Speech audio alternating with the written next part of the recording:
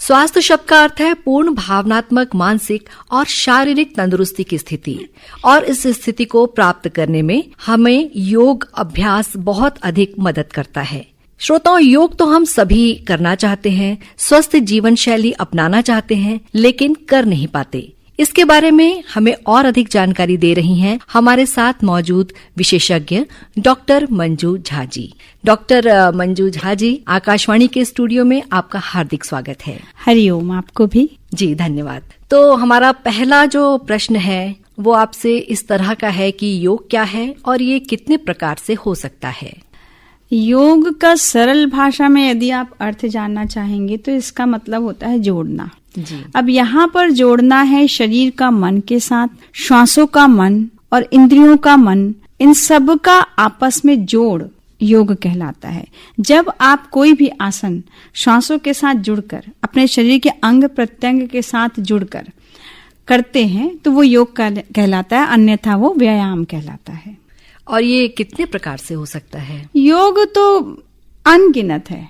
कर्म योग, भक्ति योग, ज्ञान योग, लय योग, हठ योग, राज योग, जो भी आप कर रहे हैं और जिसके माध्यम से आप जुड़ रहे हैं जी, वो योग कहलाएगा। और हमारे ऋषि मुनियों की नजरिया से देखा जाए तो योग जो है जीवात्मा का परमात्मा से मिलन योग है जी। तो यहाँ पे जीवात्मा यानी कि हम हैं और परमात्मा से मिलन करने का जो टेक्निक है वो पूरा योग के अंतर्गत आता है। अब यहाँ पे आप कर्म योग को यूज करें, आपकी अपनी क्षमता, किसी को भक्ति योग बहुत पसंद है, किसी को भक्ति करना पसंद है, किसी को कर्म करना पसंद है, कोई ये नहीं कर सकता तो किसी को ज्ञान बहुत है, ज्ञान के माध्यम से भी वो अपने आप को परमात्मा से जोड़ सकता है। यानी कि जब नॉलेज जो है, प्योर ज्ञान, जब शुद्ध ज्ञान जब मिल जाता है तो इंसान यहाँ बैठे बैठे ही परमात्मा को समझ लेता है जी। तो मनुष्य योनि को हमने पाया है, 84 लाख योनियों में मनुष्य योनि एक ऐसा योनि है जिसके पास बुद्धि है, ये सोचने समझने की शक्ति हमको मिली। हम कह सकते हैं कि हम बुद्धिजीवी जानवर हैं। जानवर तो हम भी हैं लेकिन बुद्धिजीवी है। और यहाँ पे हमको बुद्धि क्यों मिली है, अगर ये हम समझ पाए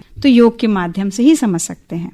तो यहाँ पर आप अगर हठ योग करते हैं तो आप अपने बॉडी के साथ आसनों के थ्रू परमात्मा से जुड़ते हैं। जीवात्मा का परमात्मा से मिलन जो परिभाषा है दिखने में बहुत छोटी लग रही है, लेकिन इसकी जो रास्ता है वो बहुत कठिन है और इसका जो प्रभाव है वो बहुत व्यापक भी है। बहुत व्यापक है। आज आधुनिक जीवन में योग का प्रयोग किया जा रहा है, आसन का प्रयोग किया जा रहा है श्वास प्राप्त करने के लिए जी। और अगर आप बीमार हैं तो आप रोग को ठीक करने के लिए भी योग का प्रयोग आप कर रहे हैं। तो यहाँ पर बदल गया है। योग को वास्तव में किस लिए करना है, अगर आप किताबों में जाएंगे जी, योग शास्त्र में आप पढ़ेंगे, सिर्फ 4 आसन का वर्णन है मुख्यतः और चारों ध्यानात्मक आसन है। अच्छा। तो यहाँ पे आसन मतलब होता है बैठना, और बैठना किस लिए है, ध्यान की अवस्था में जाने के लिए। और ध्यान की अवस्था में जाना है और आपको लंबे समय तक बैठना है, इसलिए आपको विभिन्न प्रकार के आसन करने पड़ेंगे। तो यहाँ पर आपने जो सवाल किया था कि योग कितने प्रकार के होते हैं, तो योग तो आप जिस रूप से अपने आप को जोड़ पाएं,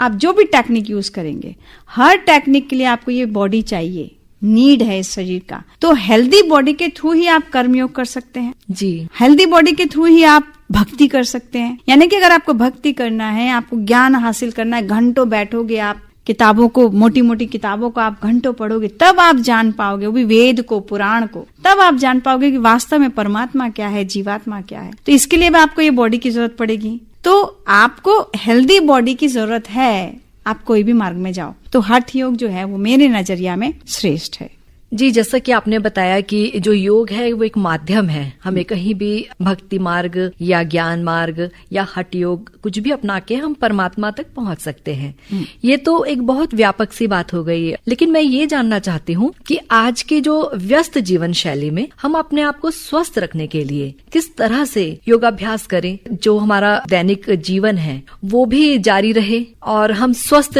जीवन शैली की ओर भी बढ़ें। बिल्कुल, मैंने बताया ना कि पहले जो योग ऋषि मुनि काल में ये सिर्फ 4 ध्यानात्मक आसन थे और उद्देश्य था मोक्ष की प्राप्ति जी। लेकिन आज योग को हम निरोगी रहने के लिए उपयोग में ला रहे हैं। तो यहाँ पर जो योग है इसमें आपका चयन अलग अलग हो जाएगा। यदि आपको कोई बीमारी है तो आप ये आसन नहीं करेंगे, पर ये आसन आपको लाभ देगा। जी। यदि आप गर्भवती महिला हैं तो गर्भवती महिला के कुछ ऐसे आसन है जो आपके यूट्रस को स्ट्रांग करेगा, आपके बेबी को स्ट्रांग करेगा और आपके बॉडी को जो नीड है, सबसे ज्यादा इस वक्त ऑक्सीजन की जरूरत ज्यादा पड़ती है, क्योंकि एक माँ के अंदर एक बच्चे का विकास होता है और वो बच्चा अपनी माँ से ही सारा कुछ लेता है। इसका मतलब उस माँ के पास इतना क्वांटिटी में चीजें होनी चाहिए कि एक बच्चे का ग्रोथ तो हो, साथ में माँ बीमार ना पड़े। तो इसके लिए प्राणायाम बहुत जरूरी है। साथ ही बेबी नॉर्मल हो तो पेल्विक जॉइंट ओपन होना चाहिए। तो ऐसे आसनास जिससे पेल्विक खुलता हो जी, तो बच्चा नॉर्मल डिलीवरी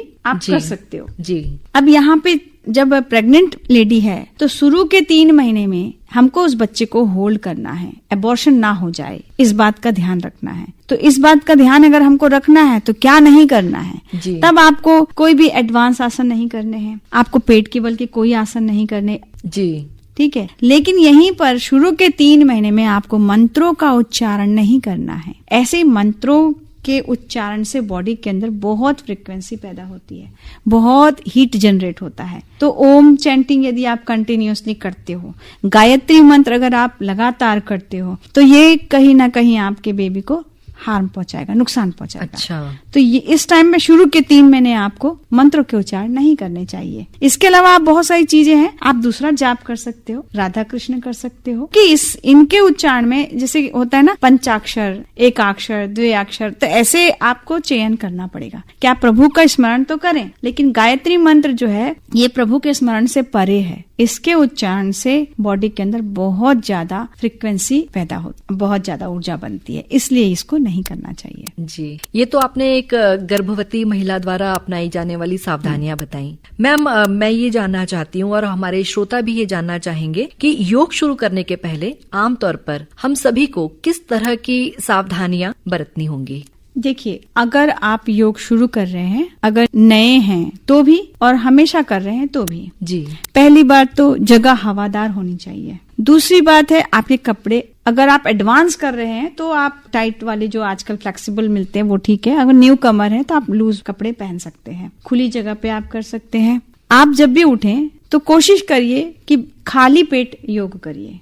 आसन जो है आप खाली पेट लगाइए। अगर आप सोचेंगे कि 1 कप चाय ही तो है, 1 कप चाय पी लेते हैं, 2 बिस्किट खा लेते हैं, फिर योग करते हैं, तो बहुत सारे आसन ऐसे हैं जो आपको नुकसान पहुंचा सकते हैं। कुछ आसन ऐसे हैं जो आप खा के भी करेंगे तो आपको नुकसान नहीं होगा। जैसे हमारे पास पेशेंट आते हैं तो पेशेंट के हिसाब से हमें कराना है, तो हम उनको सर्वांग आसन तो नहीं करा रहे हैं, तो ये नुकसान नहीं करेगा कि आप पवन मुक्तासन भाग 1 कर रहे हैं तो आप खाने के बाद भी कर सकते हैं। वज्रासन आप खाने के बाद कर सकते हैं। एक ही ऐसा आसन है जो आप खाने के बाद कर सकते हैं, वो है वज्रासन। हाँ, बाकी आप पवन मुक्तासन भाग 1 का एक समूह है, उसे आप कभी भी कहीं भी किसी भी वक्त कर सकते हैं। कोई भी किसी भी उम्र का इंसान कर सकता है। प्रेग्नेंट लेडी कर सकती है, बैक पेन वाला कर सकता है, हार्ट का बाईपास सर्जरी हो गई वो कर सकता है, कोई भी कर सकता है। तो उनके लिए तो पवन मुक्तासन भाग 1 कॉमन है, वो आप करिए। उसके अलावा जो है आपको आसनों का चयन करना पड़ता है। जी, बहुत लोग आजकल मैंने देखा है कि सुबह उठे और मैट बिछाया और सूर्य नमस्कार शुरू कर दिए। तो ये हो सकता है आपको 20-25 दिन सपोर्ट करे, 2-3 महीना सपोर्ट करे, पर कभी ना कभी ऐसा होगा कि आपका मसल्स पुल हो जाएंगे,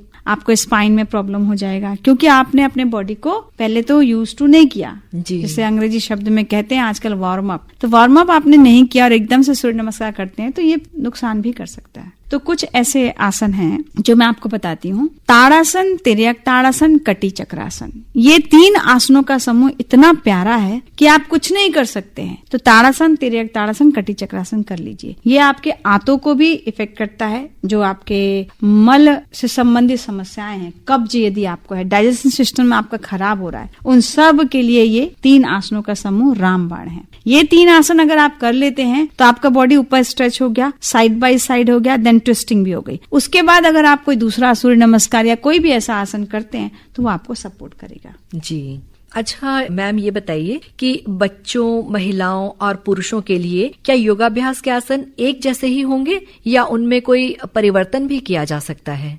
आसन सबके लिए एक से होते हैं जी, पर किसे कौन सा आसन कब करना है ये जो चयन होता है ये की पॉइंट है।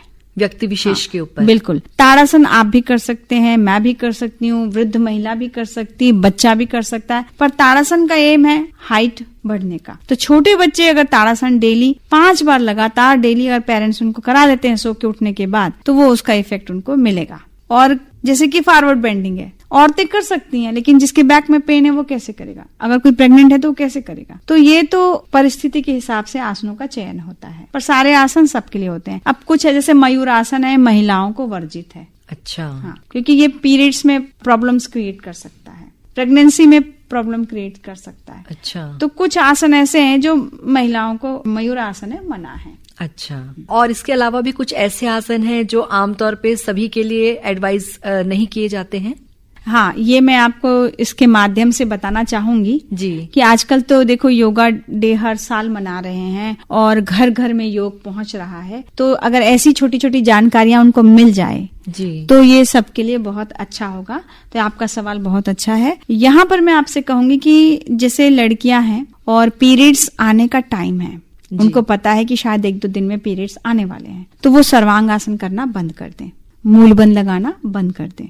अगर वो मूलबंद लगाती हैं किसी भी आसन में तो उस टाइम वो मूलबंद लगाना बंद कर दें। पीरियड्स के दौरान भी सर्वांगासन नहीं करना चाहिए जी, क्योंकि ब्लड का फ्लो अगर वो नीचे नहीं जाएगा, ग्रेविटेशनल के संपर्क में जब हम रहते हैं तो बहुत आसानी से आपका वो 4-5 दिन जो है आसानी से निकल जाता है। तो सर्वांगासन बिल्कुल मना है। अच्छा मैम, जैसे आप महिलाओं से संबंधित ये बात कर रही हैं, पीरियड से संबंधित, तो ऐसी उम्र की महिलाएं भी होती हैं जो 50 के आसपास, जिनका रजो निवृत्ति का समय आ गया है, उनके लिए योग किस प्रकार से मददगार है? बहुत जरूरी है महिलाओं को योग करना। मैं तो पहले ये कहूंगी कि जब प्यास लगे तब कुआं खोदो, ये वाली बात नहीं होनी चाहिए। तो हर महिलाओं को, जब बच्चे छोटे होते हैं तो नहीं कर पाते हैं, वहां तक हम समझ गए। लेकिन जैसे ही बच्चे 6-7 में पहुंचने लगते हैं, अपने आप में अपनी चीजें बहुत सारी करने लगते हैं जी। उस टाइम पे 23 घंटा बहुत होता है। 23 घंटे में आप 1 घंटे निकालिए। सबसे हाथ जोड़कर मैं अनुरोध करती हूँ कि योग को आप अपने जीवन में जोड़ लीजिए, क्योंकि ये आपके जीवन को इतना आनंद से भर देगा कि आप कैसी भी परिस्थिति की, हो सकता है पति स्ट्रिक्ट है, हो सकता है बच्चे बहुत बात नहीं सुनते हैं, घर में सास है, ससुर है, ज्वाइंट फैमिली है, बहुत सारी परेशानियां हैं, कई प्रकार की परेशानियां हैं, होती हैं औरतों के जीवन में। लेकिन सब समस्याओं के साथ यदि आप आनंदित होकर जीना चाहती हैं, योग को आप जोड़िए। सारी महिलाओं से कहूंगी कि आप ब्यूटी पार्लर जा सकती हैं, आप किटी कर सकती हैं, आप सब कुछ कर सकती हैं, तो आप योग भी कर सकती हैं। और 24 घंटे में से 23 घंटा आप इन सब के लिए छोड़ दीजिए, सिर्फ 1 घंटे आप अपने शरीर के लिए निकालिए। फिर आप देखिएगा कि आपके जीवन में जो परिवर्तन आएगा उसको आप कल्पना भी नहीं कर सकते। बस इतना है कि योग आप करिए, और नहीं कर पाती हैं तो प्राणायाम। जैसे कि रजोवृत्ति के समय ज्यादातर ब्लीडिंग बहुत ज्यादा होने लगती है, तो इसके लिए मूलबंद बहुत अच्छा है। आप अगर मूलबंद लगाती हैं डेली, दिन में 3 बार, सुबह नाश्ते के पहले, दोपहर वो खाना बना रही है उस वक्त कर लीजिए, और रात को फिर खाना बना रही है उस वक्त कर लीजिए। किसी को नहीं पता चलता है खाना बना रही है, वहीं पे खड़े खड़े आप 11 राउंड्स मूलबंद लगा लीजिए। इसमें करते ऐसा है कि आप अपने यूरिनरी ऑर्गन को अंदर की तरफ श्वास आपने भरा और छोड़ने के बाद आप उसको अंदर खींचती हैं, खींच के समेट के अंदर की तरफ उसको होल्ड करके रखती हैं। मन में काउंटिंग करिए 10 बार, और धीरे से जब आप श्वास इनहेल करेंगी तो वो ऑर्गन आपका अपने आप छूट जाएगा। होल यूट्रस, ओवरी सबको इफेक्ट करता है ये। तो आप ये 11 बार सुबह लगा लीजिए, 11 बार दोपहर को लगा लीजिए, और 11 बार आप शाम को लगा लीजिए। जी, बहुत अच्छी जानकारी दी आपने हमारे श्रोताओं को। हम उम्मीद करते हैं कि आपके द्वारा दी गई जानकारी को वो अपने रोजमर्रा के जीवन में उतारेंगे और निश्चित तौर पे उनको लाभ होगा।